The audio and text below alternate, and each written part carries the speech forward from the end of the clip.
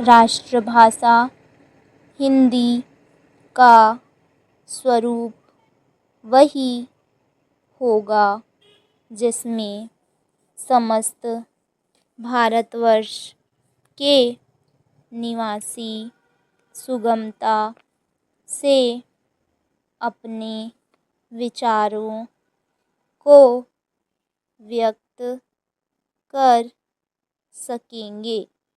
जो लोग यह कहते हैं कि राष्ट्रभाषा से संस्कृत शब्दों का अधिक से अधिक बहिष्कार किया जाना चाहिए, वे कदाचित यह बात भूल जाते हैं कि वर्तमान समय की अधिकांश प्रांतीय भाषाएं संस्कृत से ही निकली हैं और इसलिए स्वभावतः इसमें संस्कृत के शब्द बहुलता से पाए जाते हैं।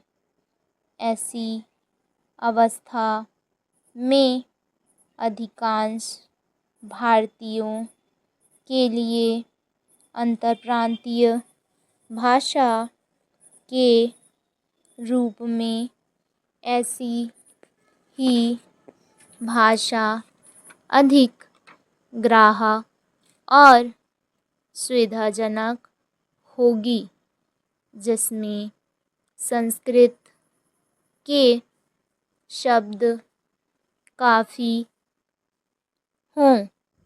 हमें दुख के साथ कहना पड़ता है कि जो लोग बनावटी हिंदुस्तानी भाषा का निर्माण करना चाहते हैं और इस बात पर जोर देते हैं कि उनमें बोलचाल के सरल शब्दों का ही प्रयोग हो, वे सांप्रदायिकता के आधार पर राष्ट्रभाषा की समस्या हल करना चाहते हैं।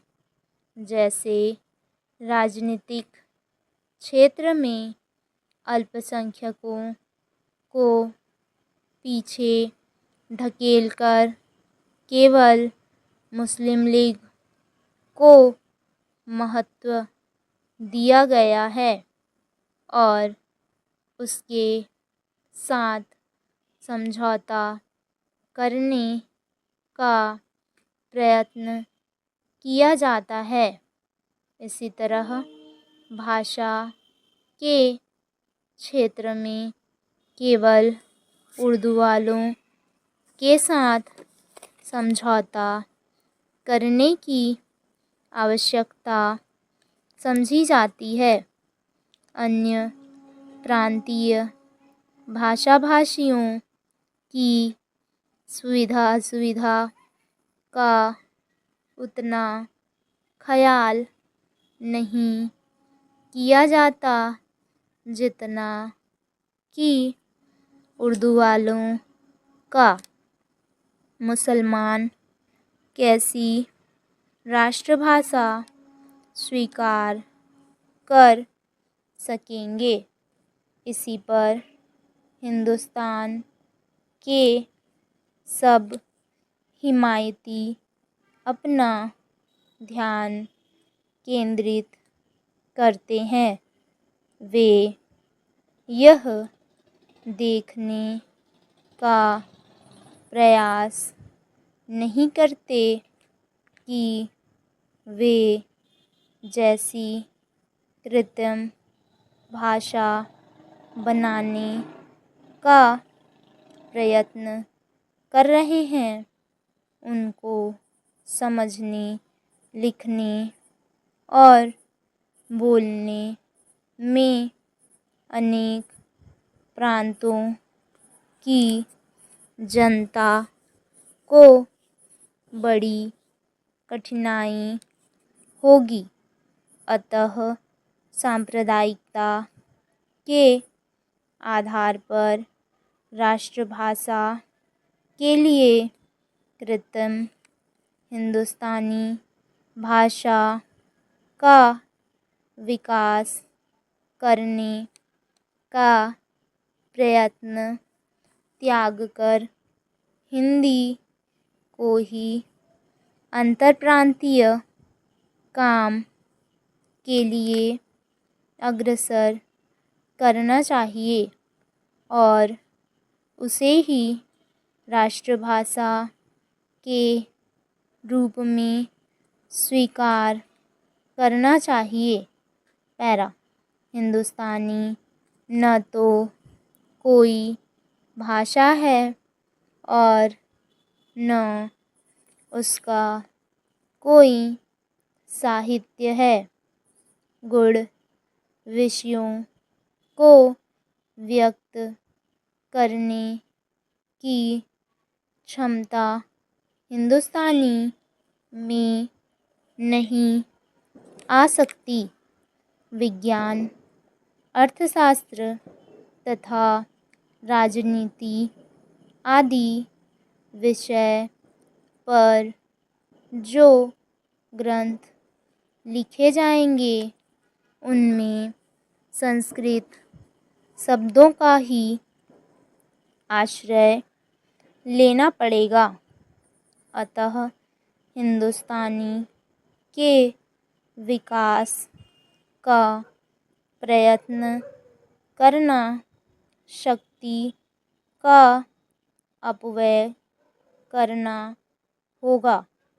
उससे राष्ट्रभाषा की समस्या कभी हल नहीं होगी। दो लिपियों का सीखना अनिवार्य करना बच्चों पर अनावश्यक रूप से एक भारी बोझ लादना होगा। इससे बच्चों की शक्ति और समय का क्षय होगा। किसी एक अल्पसंख्यक संप्रदाय के तुष्टीकरण के लिए उसकी अवैज्ञानिक लिपि को लेकर देश भर के लोगों पर लादना कभी उचित नहीं कहा जा सकता। राष्ट्रीय दृष्टिकोण से लिपि की समस्या को हल करने का मार्ग यह है कि राष्ट्रभाषा के लिए केवल वही लिपि स्वीकार की जाए जो वैज्ञानिकता तथा सुगमता की दृष्टि से सर्वश्रेष्ठ हो। चूँकि यह प्रमाणित हो चुका है कि देवनागरी अन्य सभी लिपियों से अच्छी है, अतः राष्ट्रभाषा के लिए उसी का सर्वत्र प्रचार होना चाहिए। स्टॉप।